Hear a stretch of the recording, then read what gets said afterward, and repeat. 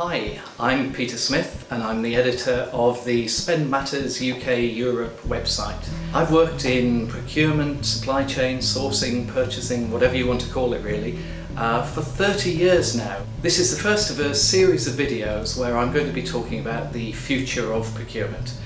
And today I'm going to talk about whether it actually has a future at all. I was lecturing recently to the Strategic Purchasing MBA course at Birmingham University, and the students were somewhat concerned because they'd had a couple of other lecturers who'd actually made them question whether the profession, whether procurement has a future at all.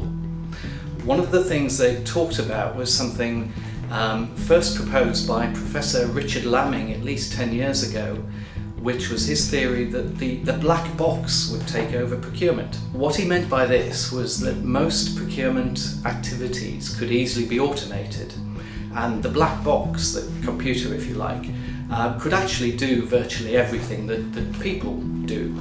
And he talked about the black box, the man and the dog. And the idea was the black box would actually do the work, the man was there to turn on the black box in the morning, and the dog was there to make sure that the man didn't touch it once he turned it on. Now this is a great theory and of course always provoked debate and interest. But to me there's a fundamental problem with that in terms of defining the future of procurement. My question is, how is the black box going to manage the appointment of a strategic consulting firm to do some really sensitive work for the organisation? How is the black box going to manage choosing and contracting with a marketing agency to help the firm launch a really important new product in Brazil? How is the black box going to manage the contract with a strategic IT outsourcing firm? All these are areas where it seems to me the human interaction, collaboration, relationships, as well as the contracting and the pre-contract procurement activities cannot easily be automated. So I think the black box applies to some extent, and we have seen this develop in the last 10 years, to activities that are highly routine, highly repetitive. So the black box may have a role mainly in manufacturing, where people are buying the same things day after day, time after time.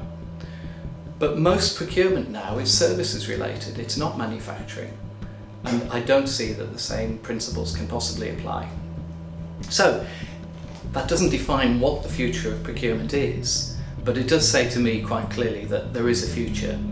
I said this to the students at Birmingham, that I didn't think they should worry about being replaced by the black box, not for some time to come anyway, but I did also say that I thought procurement is and will continue to change dramatically in their lifetime.